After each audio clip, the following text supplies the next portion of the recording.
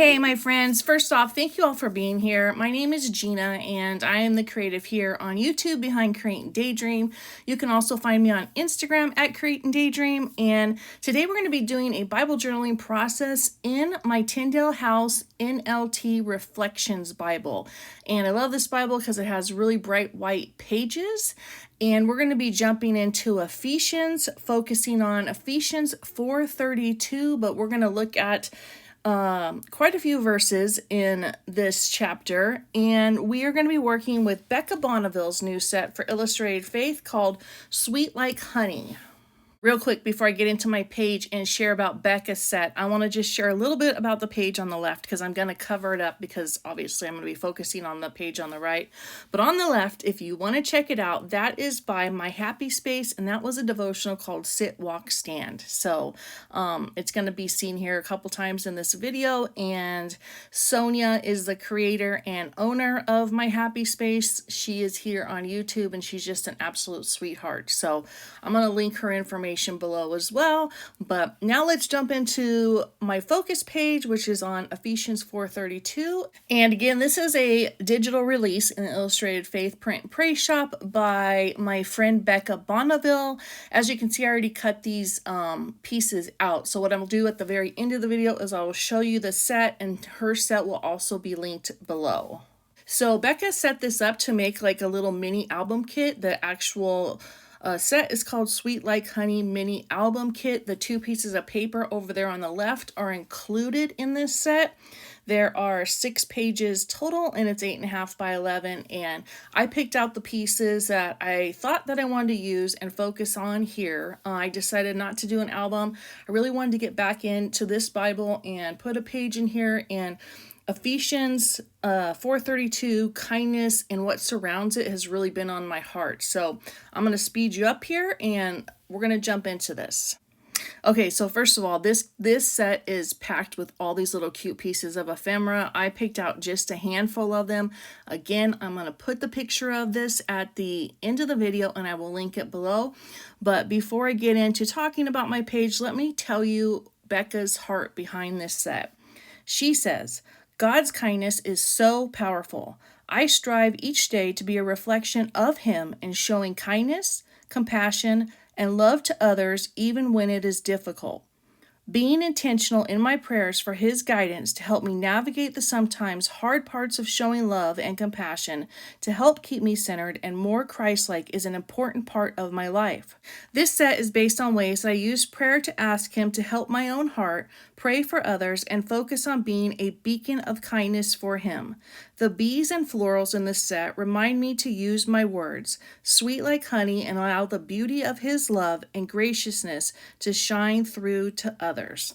And boom, I love that. I love a good background. I like to know where the artist's heart is and how they thought up this set in her mind. She was thinking a mini album, and I may come back and do that, but for me, I was able to pull some things, and I think that's the beautiful thing about digital sets is the artist will put something out there and you just really never know what someone else, for example me, might pull from it. So I love it. It's so cute. And as you're watching here on the page, I'm cutting down my digital sets. I'm cutting the little beehive out of this circle, and I will remind you again, cut your digital sets. They are yours. Once you get them, make them into whatever you want them to be.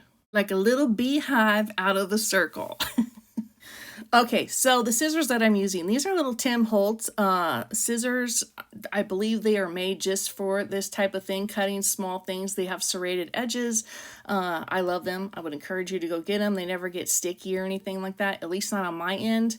And this page, okay, so in this Bible, I have covered up scripture and I have not covered up scripture. I am one that is okay with whatever you feel like you want to do in your Bible.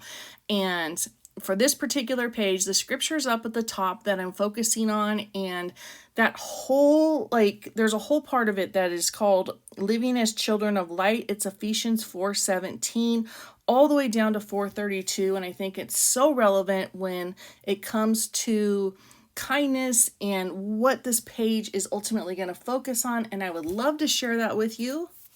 So again, I'm in an NLT version and I'm starting at Ephesians 4:17, and it says, "With the Lord's authority I say this, live no longer as the Gentiles do, for they are hopelessly confused.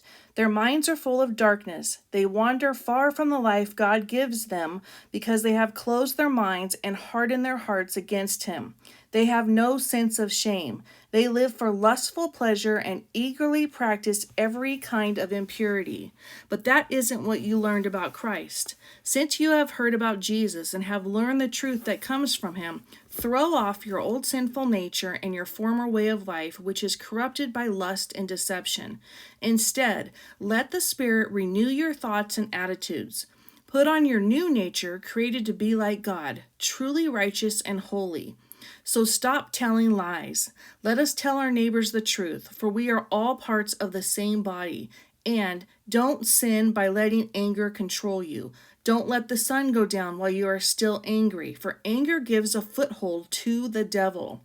If you are a thief, quit stealing. Instead, use your hands for good, hard work, and then give generously to others in need. Don't use foul or abusive language. Let everything you say be good and helpful, so that your words will be an encouragement to those who hear them. And do not bring sorrow to God's Holy Spirit by the way you live. Remember, He has identified you as His own, guaranteeing that you will be saved on the day of redemption. Get rid of all bitterness, rage, anger, harsh words, and slander, as well as all types of evil behavior.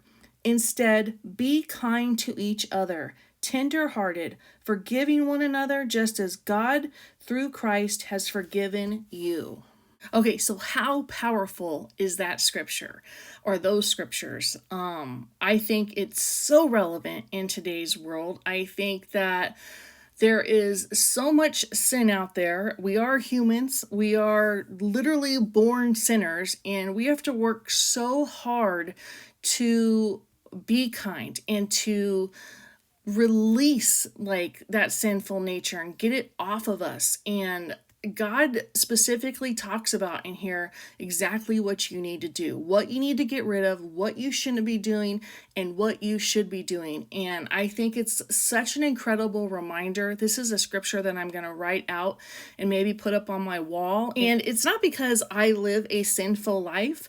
However, I am absolutely somebody who has shortcomings, and I am trying to get past them.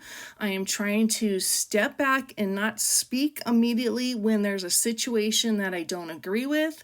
I am trying to always go to God and pray on situations, pray for people, try my best not to judge. Again, praying before I speak or talk and really, really thinking things through. And I think if a lot of people did that, if we weren't quick to react, if we took every situation to God and we prayed about it, it would calm us and allow us to think things through and have a better reaction. And I'm also one of those people that now I'll wait 24 to 48 hours before I respond to something, because again, I am that person that has reacted immediately, and that hurts people. It is the wrong reaction. You'll say the wrong things, and I'm 100% guilty of it, and I have no shame in sharing it because, again, we're human, and unless you're in your Bible every single day, like, you're gonna make mistakes, and that's part of who we are. And also part of who we are is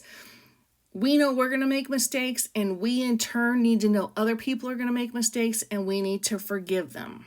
Okay, so let me clarify a little bit. I said unless you're in your Bible every day. I'm in my Bible every day, and I still sin. I still am not perfect like Jesus. I will never be perfect like Jesus. And I think that's something that we need to accept too. But overall, kindness comes, there's genuinely kind people out there. I feel like I'm a genuinely kind person.